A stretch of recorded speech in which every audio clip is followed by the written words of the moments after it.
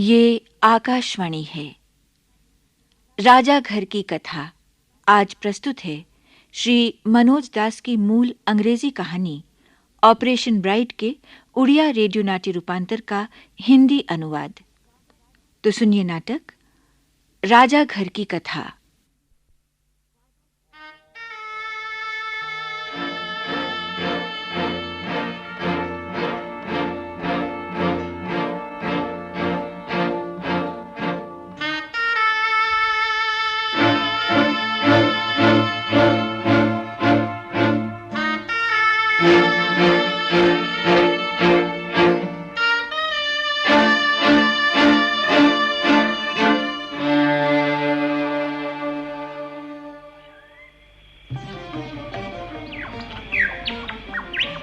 वाह, बेमिसाल, अति सुंदर, लाजवाब। प्रकृति का ऐसा अलौकिक रूप देखकर भी यकीन नहीं आता। ओ वन देवी, तुम्हारे अंग अंग में सुंदरता के इतने फूल खिले हैं। ऐसा सौंदर्य इससे पहले कभी नहीं देखा। मैंने सुना है यहां हर रात पूनम की रात है। चलते हैं बादल इतने पास कि छू सकते हैं हाथ से। विदूषक जी, आइए इस पहाड़ पर घूमकर प्राकृतिक छटा का आनंद लें। अरे आइए ना, रुक क्यों गए? कुंवर जी, ये कैसा पागलपन है। मौसम इतना ठंडा है कि सांप भी अपने बिल से नहीं निकलेगा और आप जिद कर रहे हैं इस लुमरना पहाड़ पर घूमने की। हे चक्रधारी। विदूषक जी, हम मानते हैं कि आप हमसे उम्र में बड़े हैं और राजनीति में भी निपुण, पर सौंदर्यग्राही नहीं। क्या आपको कुछ भी दिखाई नहीं देता? उधर देखिए, आसमान पर घने काले रंग के बादल। हो ना हो कुछ क्षणों के बाद डरी हुई हिरनी की तरह चंचल पदपात के साथ वर्षा नाच उठेगी। अरे बाप रे, पहले से मौसम का पता होता तो छाता जरूर लाता।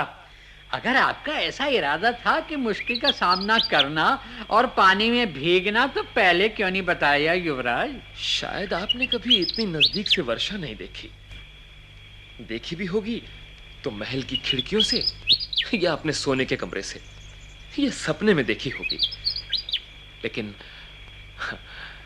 लेकिन वन भूमि का वो दृश्य नहीं देखा होगा।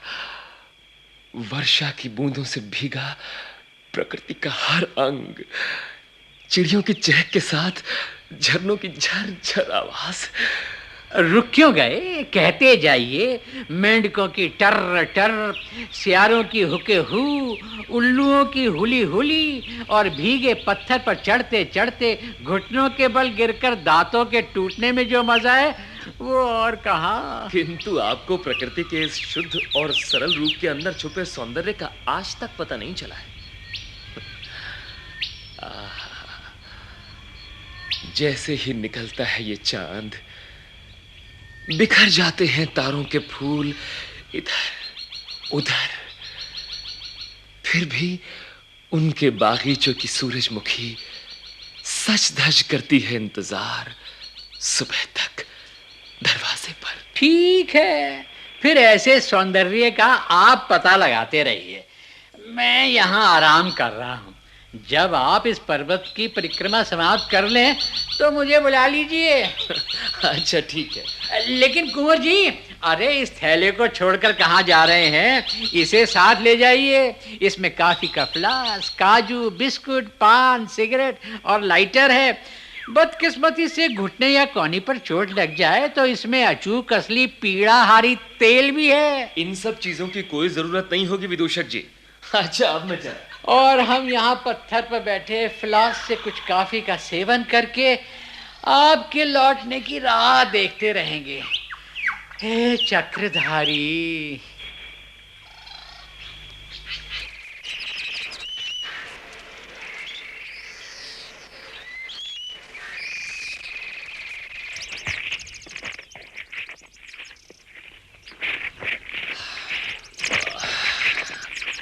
और नहीं चला जाता। क्यों ना यहां इस पेड़ के नीचे थोड़ी देर आराम कर लूं।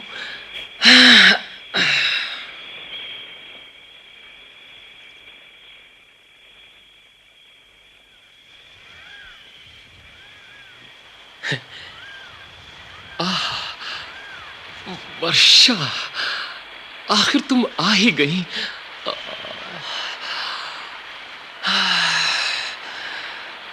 क्या तृप्ति मिली है वर्षा। जी करता है हाथ बढ़ाकर पकड़ लूं तुम्हें और बिठाकर अपने पास पूछूं नाम, पता और जाना है कितनी दूर। क्या बैठ जाऊं तुम्हारे पास, बताओ। याद आती है तुम्हारी हर पल। आओ वर्षा, आओ मेरे पास बैठो। जंगल की आदिम सेज पर, नामहीन इस पेड़ के नीचे, तुम और मैं बिता ले कुछ पल, परस्पर पास पास रहने का मजा लेते हुए। भीगे मन, भीगे तन और भीगे वस्त्र।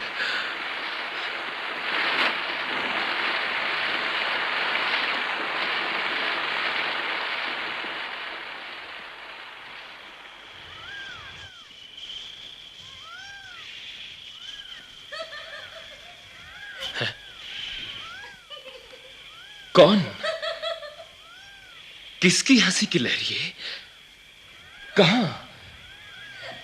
कौन है? कोई भी तो नहीं है। तो क्या तुम हंस रही थी वर्षा?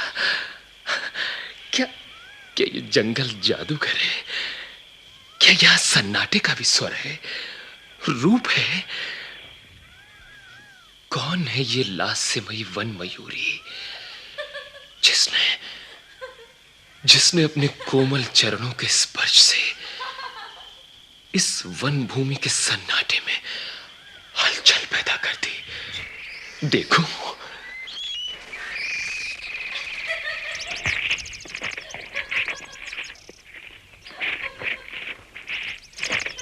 अरे यही तो है वो लास्यमयी। वो वहां खड़ी है। पास बुलाकर पूछो तो, कौन है वो? ए सुनो।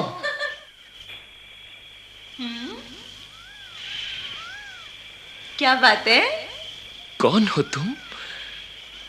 वर्षा में भीगती हुई इस जंगल में अकेली क्यों भटक रही हो? तुम्हें डर नहीं लगता? डर? नहीं तो। इतना रूप और इतना लावण्य एक ही तन पर। क्या तुम? मेरा नाम फूल है। फूल? हाँ, और यही पहाड़ पर रहती हूँ। मेरे बापू है ना, लकड़ी काटती है और मैं पत्तल सीती हूँ।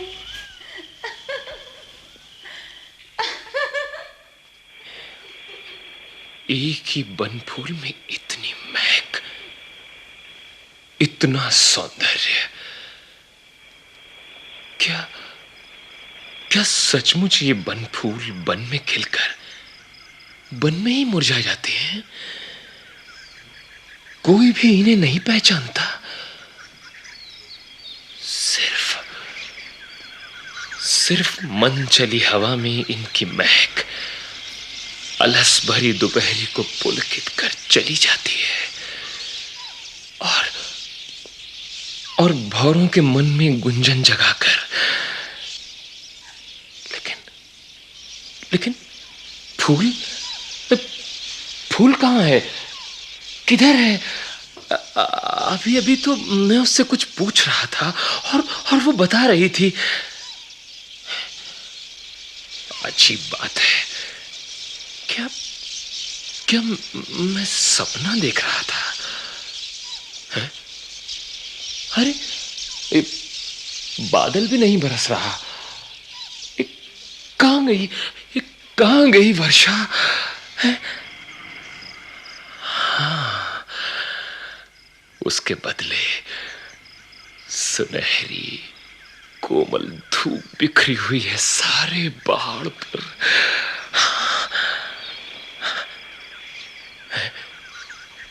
हाँ, यही तो है मेरा सपना, जीता जागता मेरे सम्मुख। वो उस मृग शावक के पीछे दौड़ रही है, बिल्कुल उसी की तरह चंचल और कौतुकी। नहीं नहीं नहीं, इस बार मैं उसे ओझल नहीं होने दूंगा, नहीं होने दूंगा। सुनो फूल, सुनो फूल, सुनो फूल, सुनो फूल, सुनो।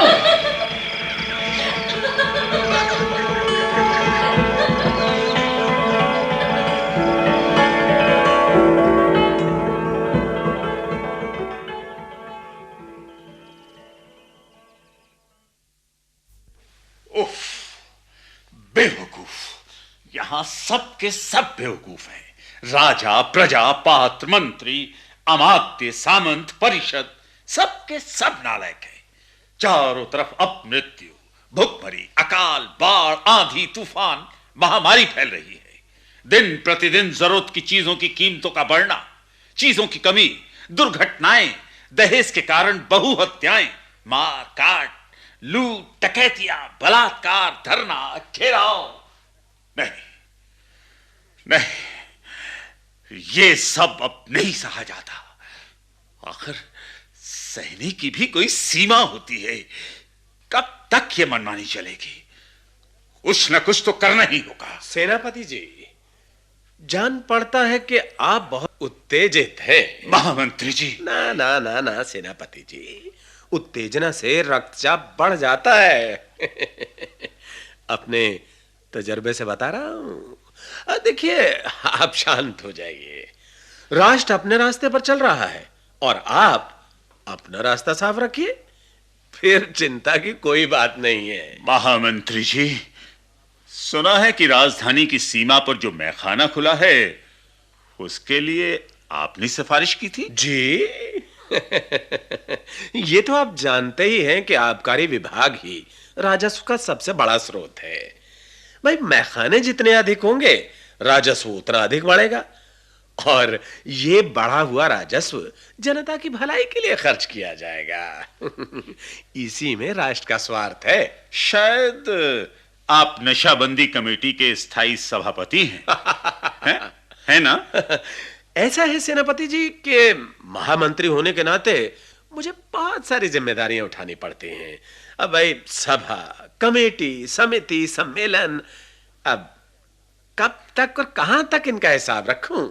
नहीं नहीं नहीं नहीं रख सकता। लेकिन महामंत्री जी, इस नए मैखाने के खुलने से राजधानी की कानूनी व्यवस्था अस्त व्यस्त हो गई है। कल आधी रात को नशे में चूर कुछ युवकों ने पास वाली बस्ती की एक नाबालिग लड़की के साथ दुर्व्यवहार किया, जिससे घटना स्थल पर ही उस लड़की की मौत हो गई। देखिए सेनापति जी, आप बड़े बहादुर हैं, युद्ध विद्या में भी बड़े निपुण हैं। कुछ दिन पहले मेरी ही सिफारिश पर आपको सेनापति बनाया गया है। आप अक्लमंद भी हैं, मौके का फायदा उठाइए। अखबार में इस तरह की खबर पढ़कर घबरा जाना आपको शोभा नहीं देता। क्या? मैं ठीक से समझा नहीं, आप कहना क्या चाहते हैं? इसमें ऐसी कौन सी बात है जो समझ में ना आए? अरे भाई, जहां कोई मैखाना होगा, उसके आसपास जुए का अड्डा, गुंडों का उपद्रव, दंगा फसाद, स्त्रियों के साथ दुर्व्यवहार जैसे गैर कानूनी काम तो होंगे ही। ये तो मामूली बात है। इसलिए हमने जो नया कार्यक्रम शुरू किया है, उसका नाम है औरतें अपना बचाव आप करें। इस कार्यक्रम के तहत उन्हें जूडो, कराटे और कुंग फू आदि का प्रशिक्षण दिया जा रहा है। सारे देश में बहुत सारे प्रशिक्षण केंद्र खोले गए हैं।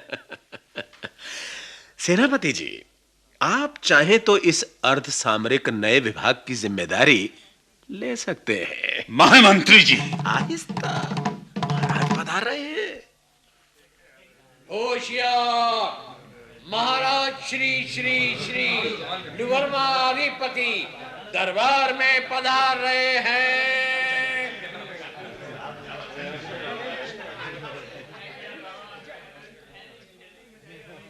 महामंत्री, आदेश कीजिए महाराज। जासूसों से हमें समाचार मिला है कि राष्ट्र में छात्रों ने हड़ताल की धमकी दी है। इतना ही नहीं महाराज, अपनी 33 मांगे पूरी करने के लिए 36 घंटों का तलबनामा भी जारी कर दिया है। लेकिन क्यों? इसलिए महाराज कि हमारी परिवहन संस्था के एक षटचक्र यान के नीचे अचानक एक कॉलेज का छात्र आ गया और उससे उत्तेजित होकर उन्होंने ऐसी अप्रिय हालत पैदा कर दी है। अब इसमें कोई शक नहीं महाराज कि इसके पीछे किसी विदेशी जासूसी संस्था का समर्थन है। फिर भी महाराज हमारी मजबूत आरक्षी वाहिनी ने ऐन वक्त पर पहुंचकर हालात पर काबू पा लिया। अच्छी बात है। फिर दरअसल बात यह है महाराज के छात्रों ने विपक्ष के साथ हाथ मिलाकर इस मामूली हादसे को राजनीतिक आंदोलन का रूप देने की कोशिश की है। अविश्वसनीय। इन अपरिपक्व और तुच्छ लोगों की इतनी हिम्मत। उन्होंने और भी धमकी दी है महाराज। वो क्या? कि अगर कल सुबह तक उनकी 33 मांगों में से कम 23 मांगे ना मानी गई तो वे शांतिपूर्वक आंदोलन को छोड़कर प्रत्यक्ष कार्रवाई शुरू कर देंगे। सेनापति, आपके आदेश की प्रतीक्षा है महाराज।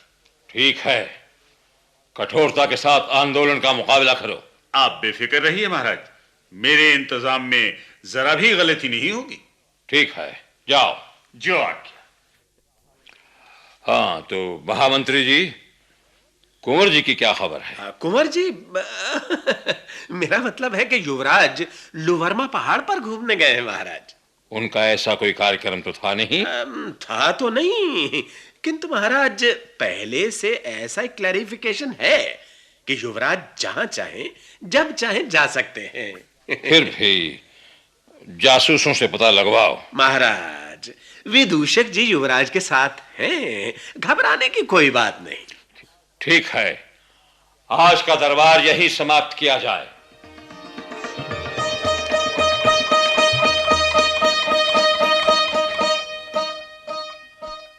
ऐसी ही दोपहर को कभी कभी आती है आंधी, बरसते हैं बादल,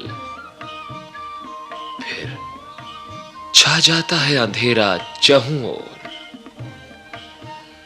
अस्थिरता की लहरें मचा देती हैं हलचल, पहाड़ों में, आसमान में और मन में। और कोई आंधी की परवाह किए बिना करता है तलाश किसी की, जंगल में, अंधेरे में। कौन जाने खोए हुए धन की, टूटे हुए मन की, या बीते हुए सपनों की। कुंवर जी, आप यहाँ और मैं तलाश कर रहा हूं वहां। हाँ, एक कविता लिख रहा था। हे चक्रधारी, रक्षा करो मेरी। कुंवर जी, एक बार मैं भी कविता नाम की साली की ओर जरा सा खिंच गया था कि पत्नी के कंगनों की मार खानी पड़ी थी। उसके बाद अगर वो शब्द सुनता हूं तो मेरा दिल कांप उठता है, थर थर थर थर थर थर। कुंवर जी, मेरा राजमहल का विदूषक, मुझे भला इन फूल पत्तों, बरसात, चांदनी और पेड़ पौधों से क्या काम। आपको कम से कम राग डालते समय तो उसकी बू का पता लगा होगा। सैजन की फली में बू है, ये तो मुझे मालूम है, पर फूल के बारे में कुछ भी पता नहीं, बिल्कुल अनजान हूं।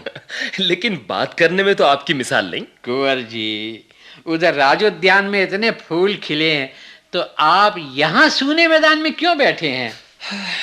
विदूषक जी, क्या शाही बाग के माली चट्टानों पर फूल खिला सकते हैं? चट्टानों पर फूल? ये कौन सी बड़ी बात है? युवराज चाहे तो शून्य में भी फूल खिलेंगे। आप इस देश के होने वाले महाराज जो ठहरे। शून्य का फूल नहीं विदूषक जी, चट्टान की दरार पर खिले फूल ने मुझे पागल कर दिया है। कौन सा फूल है वो? किस चट्टान की दरार पर खिला है? किसकी आज्ञा से खिला है? युवराज के दिमाग में विकार पैदा करने का अधिकार उसे किसने दिया? पूछताछ कमीशन के लिए जबरदस्त खुराक है। क्या आपने नहीं देखा? उस दिन लुवरमा पहाड़ पर आप भी तो मेरे साथ गए थे। क्या? उस अधमुडे पहाड़ पर, हाँ। जहां वर्षा की मार खानी पड़ी थी, वहां पर फूल? हे चक्रधारी, उस पहाड़ पर भूतनी डायनी भी तो होती है। पता नहीं कौन किस रूप में दिखाई दे गई हो युवराज को। नहीं नहीं विदूषक जी, वैसा कुछ नहीं। वो रक्त मांस की एक लड़की थी, और इतनी खूबसूरत कि सारे राजमहलों में ढूंढो तो ऐसी लड़की नहीं मिलेगी। अब समझा, तो ये बात थी। नहीं तो उस अधमुड़े पहाड़ पर और क्या हो सकता था? ओह, तो प्यार के मगर ने हमारे कुंवर जी को लेकर बीच दरिया में पहुंचा दिया, और मुझ नादान को पता ही नहीं। विदूषक जी, मुझे क्या पता था मेरे दिल में ऐसी कमजोरी पैदा हो जाएगी।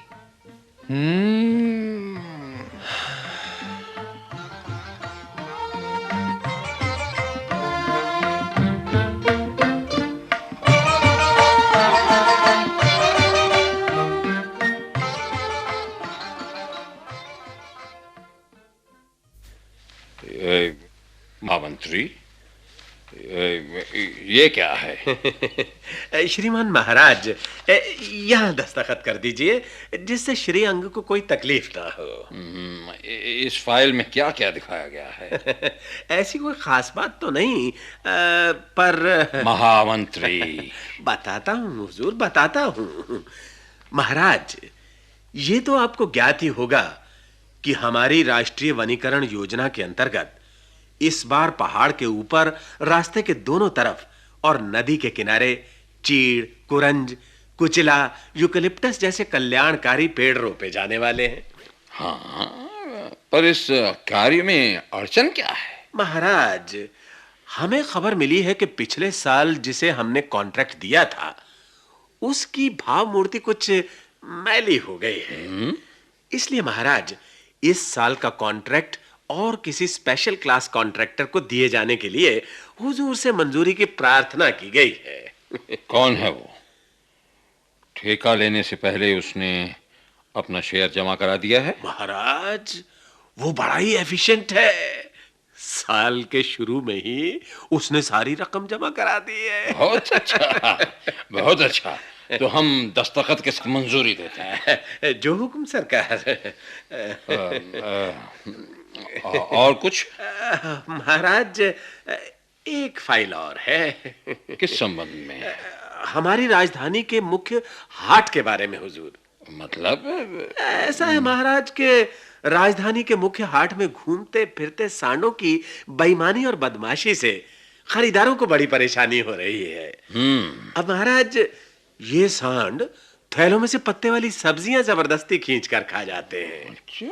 इतना ही नहीं महाराज, ये संकरी गलियों में अचानक घुसकर ऐसी हरकत पैदा करते हैं जिससे कई छोटी मोटी दुर्घटनाएं भी हो जाती हैं।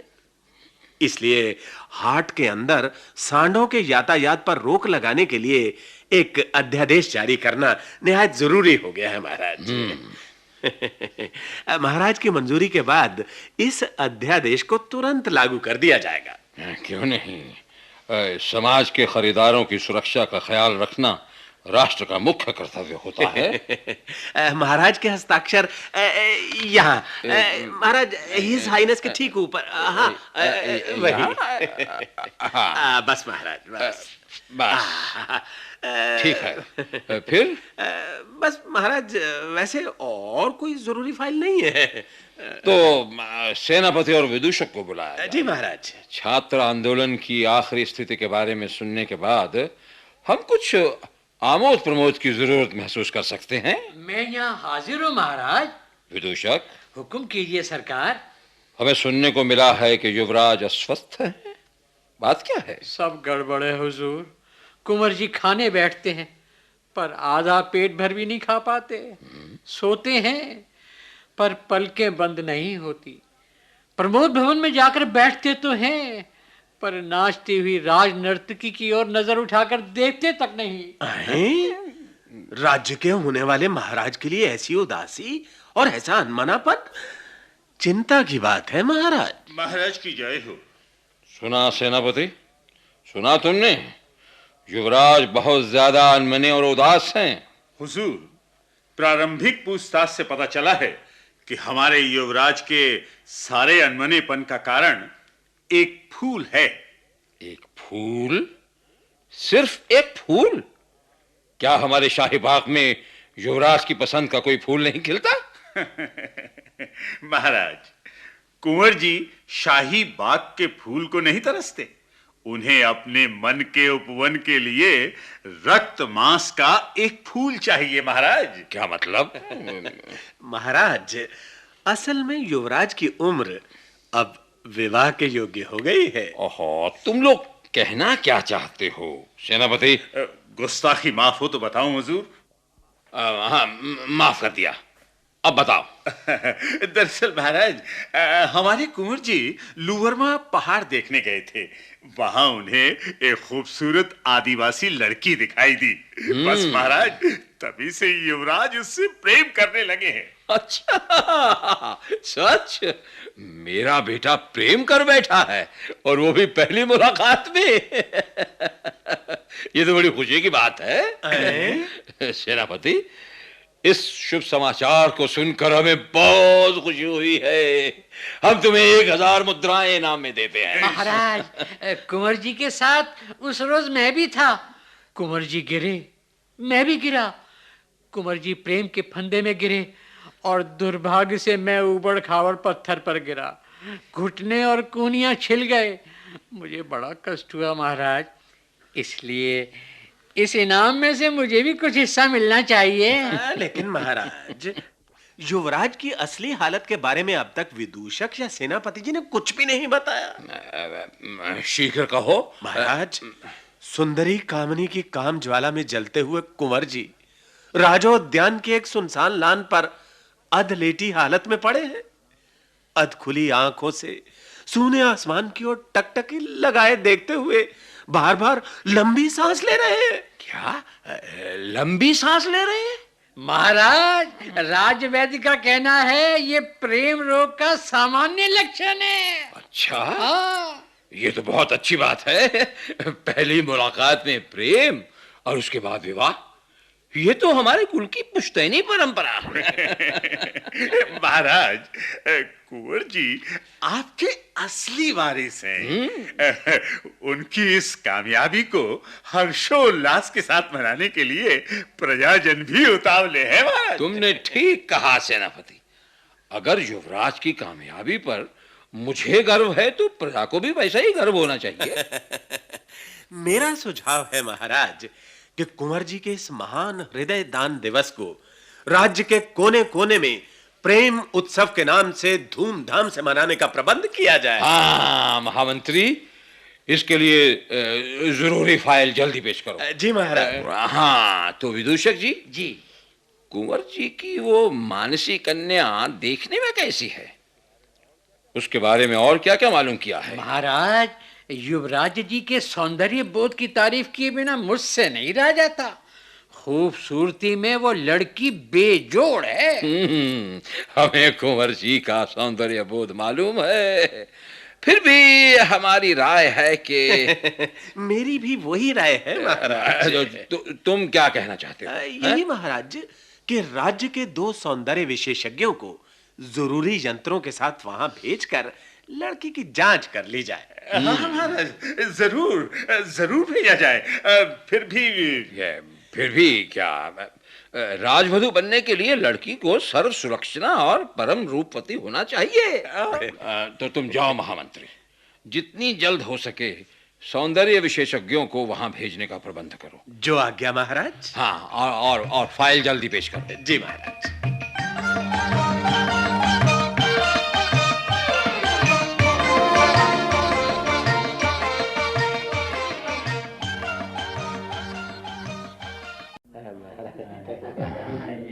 महामंत्री, महाराज, सौंदर्य विशेषज्ञ के वापस आने में इतनी देर क्यों हो रही है? आते ही होंगे महाराज। लीजिए, वो आ गए। प्रणाम महाराज। क्यों सौंदर्य विशेषज्ञ, तुम्हारी रिपोर्ट तैयार है ना? जी महाराज। तो फिर देर क्यों महामंत्री? जल्दी सुनाओ। लीजिए महामंत्री जी, पढ़कर सुनाइए। लाइए। विषय, श्री श्री युवराज जी के लिए कन्या पात्र का मनोनयन। मैं लुवर्मा देश का सौंदर्य विशेषज्ञ सेवा में निवेदन करता हूं कि मैंने अपने सहयोगियों सहित महाराज के आदेशानुसार श्री युवराज जी द्वारा मनोनीत कन्या की जांच पड़ताल का कार्य सही ढंग से पूरा कर दिया है। गंभीर चिंतन मनन के बाद जांच की रिपोर्ट की एक प्रति सील बंद लिफाफे में महाराज के लिए पेश की गई है और वो ये है। पढ़ो पढ़ो पढ़ो। राजवधु पद के लिए चुनी गई कन्या का नाम कुमारी फूलमती कुंवर, गांव हेतनबतिया, डाकखाना लुवर्मा, वाया निज गणकर, ऊंचाई 152 सेंटीमीटर। 152? जी महाराज। तंदुरुस्ती उत्तम। वजन 48 केजी। 48 केजी, बहुत अच्छे। हाँ, रंग आलता मिले दूध जैसा गुलाबी। और चेहरा मशहूर सिनेमा स्टार कमल कामनी से कुछ कुछ मिलता जुलता। कमल कामनी से मिलता जुलता? बहुत अच्छे, बहुत अच्छे। नेत्र चंचल, अधर पके टमाटर के रंग जैसे, केश घुंघराले और नितंब तक लंबे, दूरदर्शन के पर्दे पर केश तेल का एडवर्टाइज करने वाली लड़की के बराबर। बहुत अच्छे, बहुत अच्छे। उत्तम महाराज, उत्तम। हाथ पांव आकर्षक और सुकोमल, अति उत्तम। उंगलियां चंपा कली को मात देने वाली महाराज। चंपा कली? जी महाराज। बहुत अच्छे। गले की आवाज कोयल की आवाज से भी ज्यादा मीठी। चाल कभी हंसनी की तरह धीर मंथर तो कभी जंगली हिरनी की तरह चंचल। बहुत अच्छे, बहुत अच्छे। इनके अलावा दूसरे अंगों के आकार प्रकारों का ठीक विचार करने के बाद स्वीकार किया जा सकता है कि लड़की अलौकिक सुंदरी है महाराज। बहुत अच्छे, बहुत अच्छे। परंतु महाराज, ये फिर परंतु क्या? नहीं, कोई खास बात तो नहीं है महाराज। फिर भी चांद पर जो थोड़ा सा कलंक है उसे पहुंचकर साफ कर देना चाहिए। जरूर। राजवधु को सर्व सुलक्षणा और सर्व सुंदरी होना ही चाहिए। जी महाराज। वो महाराज, लड़की में कुछ देहाती लक्षण हैं जिन्हें ग्राम्य दोष कहा जा सकता है। अब जैसे वर्षा को आते देखकर जंगल की मोरनी की तरह नाचना, जाड़े के दिनों में सुबह सुबह हिरनी के पीछे दौड़ना, बात बात में हंस हंस कर लोट पोट हो जाना, और मन में थोड़ी सी खुशी हो तो गीत गाना वगैरह वगैरह।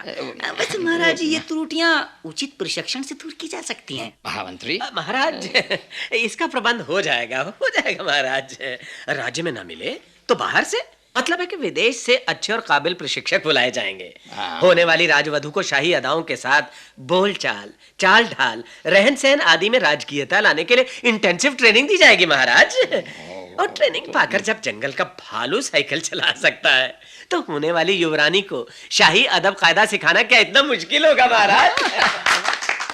वाह वाह महामंत्री जी, वाह वाह। गुस्ताखी माफ हो हुजूर। इसके लिए मेरा सुझाव है कि राज्य के 2 सबसे ज्यादा डरावने और विभत्स आदमियों को उस लड़की का अंगरक्षक बना दिया जाए। उन्हें ये आदेश दिया जाए कि वो उसे हरदम डरावनी नजर से देखते रहें। ये देखकर लड़की अपने आप हंसना भूल जाएगी। बजा फरमाया आपने। बहुत अच्छी और उचित समय पर सलाह दी आपने। अच्छा, आगे बताइए। वो महाराज, दाहिनी ओर के किनारे के दांतों में से एक थोड़ा सा बड़ा मालूम पड़ता है। वो नॉर्मल साइज से ओनली 0.003 सेंटीमीटर बड़ा है बस। महाराज, ये कोई बड़ी बात नहीं है। उसके स्थान पर प्लैटिनम का नकली दांत लगा देने से काम बन जाएगा। हाँ, और कुछ? महाराज, ऐसी असामान्य सुंदरी मर्त्यलोक में कभी कभार देखने को मिलती है। बस इतना है कि बाईं आंख के ऊपर एक छोटे से मस्से को छोड़कर बाकी चाल निष्कलंक है। प्लास्टिक सर्जरी महाराज, मस्से का नामो निशान तक मिट जाएगा। हाँ भाई, सौंदर्य विशेषज्ञ, तुम्हें कुछ और कहना है? महाराज, एपेंडिसाइटिस एक ऐसी बीमारी है जो किसी भी वक्त हवा बोल सकती है। हालांकि ये पुश्तैनी नहीं है। नहीं महाराज, हम रिस्क नहीं लेंगे। ऑपरेशन करके उसे निकाल देना ही ठीक रहेगा। अब जैसा तुम चाहो। और कुछ? नहीं महाराज।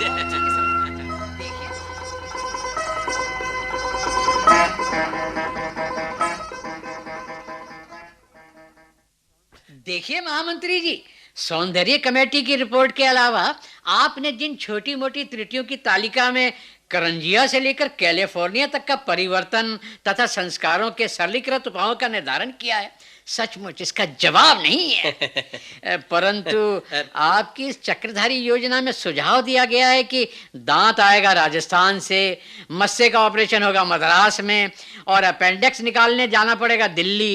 इस तरह आने जाने में धन की हानि, समय की बर्बादी तो होगी, साथ साथ शारीरिक कष्ट भी उठाना पड़ेगा। इसलिए मेरी राय है कि इस पूरी स्कीम को किसी प्राइवेट फर्म को कॉन्ट्रैक्ट बेसिस पर सौंप दिया जाए तो बेहतर होगा और काम भी जल्दी हो जाएगा। इधर कुंवर जी भी जिस तरह उतावले हो रहे हैं वो। क्या मेरा बेटा उतावला हो रहा? कैसे ना हो, कामनी कांचन की बात जो ठहरी, कौन उतावला ना हो महाराज। महामंत्री। जी महाराज, विदूषक जी ने ठीक ही तो कहा है। युवराज के मन की अस्थिरता दूर करने के लिए सारा काम जल्दी खत्म करना पड़ेगा। तो ठीक है, तुम जाकर देखो कि कोई भी फर्म, चाहे राष्ट्रीय हो या अंतर्राष्ट्रीय, बहुराष्ट्रीय हो तो भी कोई परवाह नहीं, जो इस लड़की को हमारी रुचि के अनुकूल पूरी तरह राजवधु के लायक बना सके, उसके साथ कॉन्ट्रैक्ट पक्का कर लो। महाराज, ऐसी एक फर्म मेडागास्कर में है जिसका नाम है होचपोट इलेक्ट्रॉनिक्स। इस फर्म ने पिछले साल एक मामूली कृष्णकाय लड़की को एक अरबी शेख के विवाह के लायक बनाया था महाराज।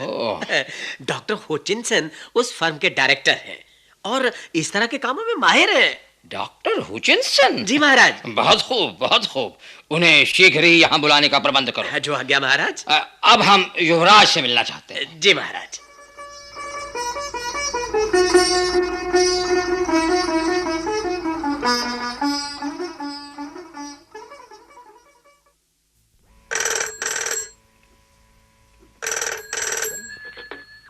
Yes, Dr. Hutchinson at this end. Oh, good morning, good morning. Yes, of course. Please hold on. बसंत बाबू, देखो बाहर कौन है? देखता हूँ सर। Yes, of course. मंत्री सर, महामंत्री। What? महामंत्री? Oh my God. Hello doctor Hutchinson, आपका काम ठीक ठाक चल रहा है ना? Yes, honorable महामंत्री. Please be seated. Be seated. क्या मंगाएगा? हॉट और कोल्ड? थैंक यू डॉक्टर, ये सब अभी जरूरी नहीं है। मैं यहाँ एक आवश्यक काम से आया हूँ। हुक्म करो। बात ये है डॉक्टर कि होने वाली राजवधु के शरीर में किए जाने वाले परिवर्तनों की लिस्ट तैयार करते समय कुछ मामूली गलतियां रह गई हैं। वैसे महत्वपूर्ण कामों में कभी कभार ऐसा हो ही जाता है। ये लीजिए रिवाइज्ड लिस्ट, मैं अपने साथ ले आया हूँ। बट सर, घबराने की कोई बात नहीं है डॉक्टर, माइनर चेंजेस है, माइनर। दाईं और किनारे के दांत के बदले बाईं और टाइप हो गया है और इसी तरह left eyebrow and right eyeball के स्थान पर right eyebrow and left eyeball type हो गया है। टाइप करने में कुछ गलती हो गई है। भाई गॉड, हम तो पुराना लिस्ट का मुताबिक ऑपरेशन कर दिया है, तो क्या और कुछ करना मुमकिन नहीं है? प्लीज सर, डोंट वरी, हम कोशिश करेंगे। बट इसके लिए ज्वेल दांत और एक आई बॉल इंपोर्ट करना मांगता है सर, खर्चा भी बढ़ेगा। डॉक्टर, इसके लिए आप बिल्कुल बेफिक्र रहिए, आपके सारे रिवाइज बिल पास करने की जिम्मेदारी मुझ पर है। अच्छा तो डॉक्टर मैं चलता हूँ। Okay doctor. I shall be very grateful to you, sir. आपको क्या मालूम सर, यहाँ सरकारी कॉरेस्पॉन्डेंस में ऐसे रिवीजन होते ही रहते हैं, जैसे कॉरिजेंडम, अडेंडम, एलबी सप्लीमेंट्री नोट, स्पेशल इंस्ट्रक्शन वगैरह वगैरह। Oh, you shut up, Basant babu, please. हम कुछ देर सोचना मांगता है। क्या मैं अंदर आ सकता हूँ doctor Hutchinson? Who is that? Oh God, Honorable सेनापति जी, please sir, come in, come in. Doctor, ये क्या? लू वर्मा की होने वाली राजवधु की ये हालत, यहाँ इस तरह सस्ती फोल्डिंग खटिया पर पड़ी है, पास में एक भी नर्स या सिस्टर नहीं। मालूम है डॉक्टर इसका नतीजा क्या होगा? इस लापरवाही के लिए माफ करना सेनापति जी, मुझे माफ करो। दोनों स्टाफ नर्स आज छुट्टी पर चला गया है, लेकिन बसंत बाबू यहाँ पर है। वो हमारा फार्मेसिस्ट का मेल है। We shall take care of her, we shall take care. Yes yes सेनापति सर, मैं सब कुछ मैनेज कर सकता हूँ। जूतों की सिलाई से लेकर चंडी पाठ तक और इंजेक्शन लगाने से लेकर बाल संवारने तक सब कुछ मालूम है। हाँ, मैं पता है। हुचिनसन is at your service, please. हुक्म करो। डॉक्टर, थोड़ा सा मेरा मतलब है कि मामूली परिवर्तन है, फिर भी। You mean sir, operation list में और भी चेंजेस? यस डॉक्टर, बात दरअसल यह है कि होने वाली राजवधु को जब उसके पिता के घर से राजमहल लाया जा रहा था तो वो कुछ विशंकल हो रही थी, और ऐसी आशंका है कि उस स्थिति में शायद उनका दाहिना हाथ टूट गया है। सिर्फ एक? यस। ठीक है सर, हम सब ठीक कर देगा। तो फिर अब मैं चलता हूँ। सेनापति सर, आप चाय, कॉफी, कोल्ड ड्रिंक्स कुछ नहीं लेंगे? नहीं, इस समय मुझे जाना है। पहले काम फिर आराम। बसंत बाबू, अब हमको क्या करना मांगता है? मसालेदार सिगरेट सर, एक ही बचा है, दो। Oh, you shut up. Bring me the operation file, please. Yes sir, अभी लाया। मर गया, फिर कौन आया? सर कह दूं कि आप आउट हैं? Oh no, call them. Yes sir. आइए सर, आइए। Oh, विदूषक जी आप। Oh my God, His Excellency the Prince. Welcome, sir. Thank you. Welcome. क्या मंगवाऊं डॉक्टर साहब, ठंडा या गरम? क्या नाम है तुम्हारा? ओ याद आया, बसंत बाबू। प्रणाम युवराज साहब। प्रणाम। देखो बसंत बाबू, अपने युवराज साहब को जो खिलाना है खिलाओ, मुझे कोई एतराज नहीं, पर मुझे बनारसी जर्दा और कानपुरी किमाम वाले पान के 2 बीड़े चाहिए। हाँ, और सुनो, लौंग का टुकड़ा भी डलवा लेना। सर कत्थे वाला या बगैर कत्थे वाला? कत्थे वाला। Yes sir. Oh, Basant Babu, please. Yes, Prince sir. Hutchinson is at your service. हुक्म करो। समझ में नहीं आता कि क्या करूं, आदेश दूं या अपने मन की बात बताऊं। क्या आप अपने को पूरा स्वस्थ नहीं मानता प्रिंस? Let me examine. जी नर्स क्या देख रहे हो डॉक्टर बाबू? अपने हिज एक्सीलेंसी प्रिंस के चेहरे पर नजर डालिए, देखिए तो सही, प्रियतमा के विरह और विच्छेद की ज्वाला से श्रीमुख कैसा झुलस गया है। युवराज अपनी होने वाली पत्नी को एक बार देखेंगे, सिर्फ एक बार, 2 बातें करेंगे बस। हम समझता है विदूषक जी, पर प्रिंस का प्रियतमा अभी सेडेशन में है। I mean, बेहोशी की हालत में है। क्या मेरी प्राण प्रिया बेहोश है? ये सुनकर मेरे भी होश उड़ने वाले हैं डॉक्टर बाबू। हमको माफ करो योर एक्सीलेंसी, हम क्या कर सकता है? Only a day or 2. हाल तो अभी बेहाल है, 1-2 दिन बाद क्या होगा कौन जाने। अच्छा कुंवर जी, अब उठिए। हाँ विदूषक जी, अब मुझे अपनी यादों के सुनसान कैदखाने में वापस चलना होगा और प्रिया के रूप का ध्यान करते हुए ये कुछ दिन बिताने पड़ेंगे। तो चलिए आइए। सर प्लीज थोड़ा हमारा बात सुनिए। यो सुने, न ठंडा पिलाए न गरम, खाली सुनिए। बसंत बाबू, सब गड़बड़ हो गया।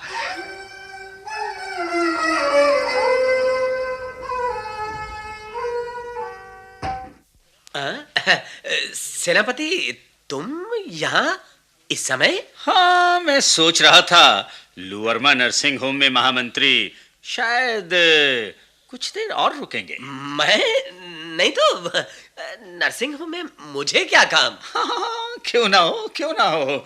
इस प्रौढ़ावस्था में खूबसूरत और जवान प्राइवेट सेक्रेटरी जो रखी है, एक दिन डॉक्टर हुचिनसन की जरूरत पड़ सकती है। मैं सोचता हूँ सेनापति जी शायद अपनी स्थिति के बारे में ठीक से वाकिफ नहीं है। महामंत्री जी, इस सिलसिले में आप बेफिक्र रह सकते हैं।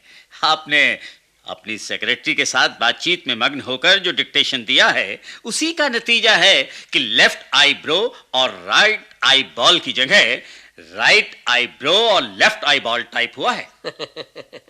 सेनापति जी शायद भूल गए हैं कि होने वाली राजवधू को लोवर्मा के पहाड़ी रास्ते पर जबरदस्ती घसीट लाने से उनका मुलायम दाहिना हाथ टूट गया है। इस अपराध का नतीजा क्या होगा, कभी ख्याल किया है? दरअसल वो गलती डिप्टी सेनापति की है, मेरी नहीं है। तो आप कैसे निसंदेह कह सकते हैं कि मेरी डिक्टेशन में गलती हुई है और टाइपिस्ट की कोई गलती नहीं? सावधान, होशियार, श्री श्री श्री लुवर्माधिपति महाराज दरबार में पधार रहे हैं। हिज हाइनेस महाराज की जय। आइए डॉक्टर हुचिनसन, तशरीफ रखिए। Thank you sir. महामंत्री महाराज, हमारे युवराज के विवाह उत्सव यानी पानी ग्रहण के लिए कौन सा शुभ दिन तय किया गया है? महाराज इसी महीने 18 तारीख को। हाँ महाराज, आज से ठीक 16 दिन बाद। Doctor Hutchinson, yes sir. इससे पहले युवरानी को सर्वांग सुंदरी और सर्व सुरक्षणा बनाने का सारा काम पूरा हो जाएगा ना? Yes your highness. पर महाराज, राजवधु बनाने का काम कहाँ तक संपन्न हुआ है, इसके बारे में निश्चित होने से पहले कम से कम एक बार you mean sir a demonstration. यदि आपको कोई एतराज ना हो तो।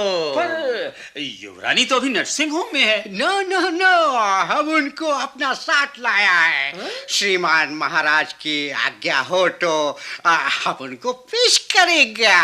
कहाँ कहाँ है मेरी होने वाली बहू? मेरे बाद इस राज्य की होने वाली पटरानी, इस राजकुल के वारिसों को जन्म देने वाली मेरे प्रिय पुत्र की आंखों की पुतली कहाँ है?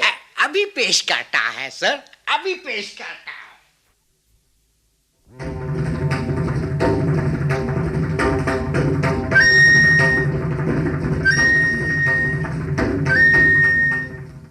मेरा सादर प्रणाम स्वीकार कीजिए महाराज।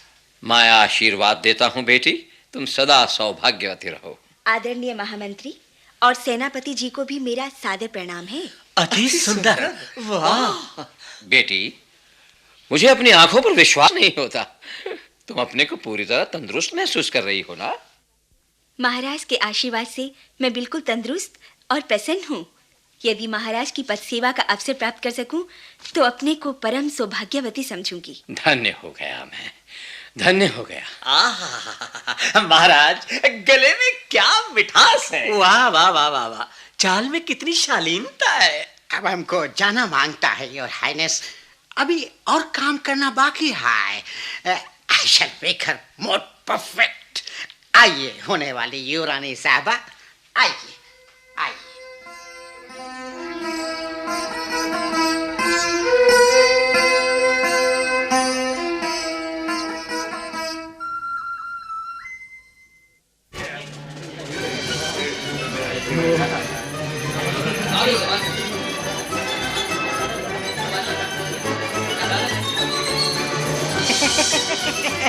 कुछ भी कहिए कुंवर जी, इस तरह दूल्हे के वेश में आपको सजा हुआ देखकर मुझे दोबारा शादी करने की इच्छा हो रही है। किंतु इससे भी अधिक मैं 5 सितारा होटल के खाने का उत्सुकता से इंतजार कर रहा हूँ। लेकिन क्या मतलब है इस विवाह का, है? इस आडंबर युक्त कृत्रिम समारोह का? चाहता था मैं निर्जन वन में तालाब के घाट पर स्नानरता अपनी मानसी को निहारता रहूं, नीरवता के सोपानों पर बैठ हवा में बिखेरता हुआ मंजुल सपने और अपनी प्रिया की राह देखता रहूं। चाहता था मैं उनके प्रेम पाश में बंधकर बातें करते हम दोनों जी भरकर, जब तक झरने में उसकी हंसी के बहते जाते तिनके कामना वासना के। अगर वहाँ होते कुछ देर और तो खरोचता जरूर आकर भालू, नहीं तो तन पर गिरती खुजलार की बेल और खुजलाते रहते दोनों एक दूसरे को। विवाह का मुहूर्त और कितनी दूर है? क्यों, धैर्य का बांध टूट गया क्या? अरे वाह, महामंत्री जी और सेनापति जी, आज ही आप दोनों की शादी हो रही है क्या? मंत्री जी का धोती का जोड़ा, सेनापति जी का सूट देखकर अब मुझे तो ऐसे ही जान पड़ रहा है। अच्छा है, बहुत अच्छा। यहाँ तो सभी मौजूद हैं। अच्छा महामंत्री जी, सभी आमंत्रित मेहमान आ गए हैं ना? जी महाराज, सभी आए हैं। पर वो डॉक्टर हुचिनसन कहाँ हैं? I am here at your service, your highness. हम तैयार हैं। स्टेज रिहर्सल भी हो चुका है। अब ओनली माला बदलना है, मतलब कि exchange of garlands and wedding ceremony. तो फिर देर किस लिए है? हमारी राय है कि पहले माला बदल सेरेमनी महाराज की प्रेजेंस में किया जाए, फिर वो क्या होता है, वो पानी ग्रहण की रस्म विवाह मंडप में हम लोग करवा सकते हैं। क्यों महामंत्री? अच्छा विचार है महाराज। आजकल तो राजा महाराजाओं के विवाह इसी स्टाइल से होते हैं। पहले फूलों की माला पहनाई जाती है और उसके बाद हस्त ग्रंथि, पाणी ग्रहण वगैरह वगैरह। महाराज, सोचिलिस के प्रिंस का मैरिज भी ठीक इसी स्टाइल में हुआ था। हम भी वहाँ मौजूद था। ठीक है, तो माल्यार्पण के लिए होने वाली राजवधू को जल्दी पेश किया जाए। यस योर हाइनेस, अभी पेश करता है। लेकिन कन्यादान की रस्म वही विवाह मंडप में होगी।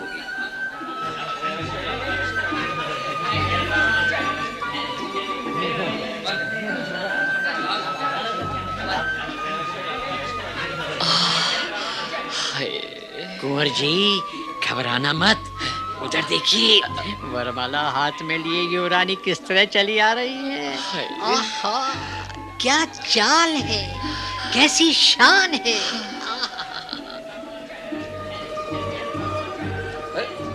राजवधू को ये क्या हो गया डॉक्टर? वो ऐसे क्यों रुक गई? बसंत बाबू, रिमोट कंट्रोल क्विक। सर, आपके हाथ में है। Oh yes, just a moment. बात ये है योर हाइनेस कि होने वाली युवरानी को परफेक्ट बनाने के प्रोसेस में उनके हार्ट, लंग्स, लार्ynx, स्पाइनल सिस्टम जैसे कुछ ऑर्गन्स को ऑपरेशन करके उनकी जगह सिंथेटिक मॉडल फिट करने पड़े हैं। Everything is automatically controlled. घबराने का कोई बात नहीं है। Look, she has again come alive. हमारा पुर्जा में मिस्टेक नहीं होने का। क्या चमत्कारी इंतजाम है। होटपोट इलेक्ट्रॉनिक्स के सिवाय और कोई भी फर्म ऐसा अजीब काम कर ही नहीं सकती। विदूषक जी, अरे विदूषक जी, आप इस तरह पीछे क्यों हट रहे हैं युवराज? ऐसे डरने से क्या होगा? होने वाली युवरानी और कितना कष्ट उठाएंगी। आइए आइए, होने वाली युवरानी साहिबा, मैं युवराज साहब का सिर कसकर पकड़ता हूँ और आप धीरे से वरमाला डाल दीजिए। नहीं। अरे ये युवराज को क्या हुआ? ये कुमार को ये क्या हो गया डॉक्टर? युवरानी की वरमाला पहनने के पहले ही मेरा प्रिय पुत्र कांपता हुआ इस तरह जमीन पर क्यों गिर पड़ा? Just a minute your highness, हम चेक करके बताता है। क्या हुआ डॉक्टर? और चुप क्यों हो डॉक्टर होचिनसन? आप बोलते क्यों नहीं? डॉक्टर बोलते क्यों नहीं? डॉक्टर, क्या हुआ मेरे प्रिय कुमार को? I am extremely sorry your highness. His excellency Prince अब इस दुनिया में नहीं है। क्या? उनके दिल का धड़कन बंद हो गया है। नहीं डॉक्टर, नहीं, ऐसा नहीं हो सकता। इस सुंदरी युवरानी को पाने के लिए मेरा पुत्र कितना लालायित था, किंतु आज उसे देखते ही महाराज, हमारे युवराज ने इस कन्या फूलमती को प्रकृति की एक अनुपम भेंट के रूप में जाना था और उसी रूप में उसे पाना चाहते थे, किंतु युवरानी बनने से पहले उस फूल को रोबो बना दिया गया। मुझे लगता है राजसी हस्तक्षेप से हुआ प्रकृति का ये परिवर्तन हमारे युवराज शायद सहन नहीं कर पाए और वो हमेशा के लिए छोड़ गए महाराज।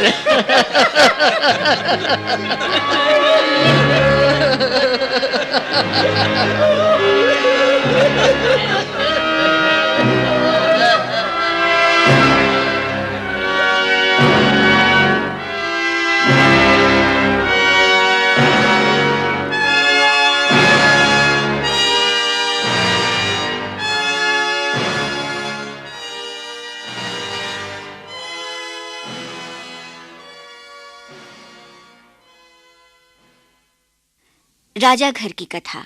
अभी आप श्री मनोज दास की मूल अंग्रेजी कहानी ऑपरेशन ब्राइड के उड़िया रेडियो नाट्य रूपांतर का हिंदी अनुवाद सुन रहे थे।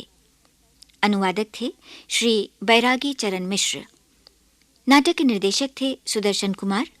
प्रस्तुतिकरण सहायक महफूज हसन। भाग लेने वाले कलाकार थे सर्वश्री नीरज शर्मा, गुलशन कपूर, सुरेंद्र सेठी, के.एस. पमार, बी.एल. टंडन, बाकर मुस्तफा, मोहम्मद अयूब, कीमती आनंद और सपना सैनी। ये नाटक केंद्रीय नाटक एकांश द्वारा आकाशवाणी के दिल्ली केंद्र पर तैयार किया गया।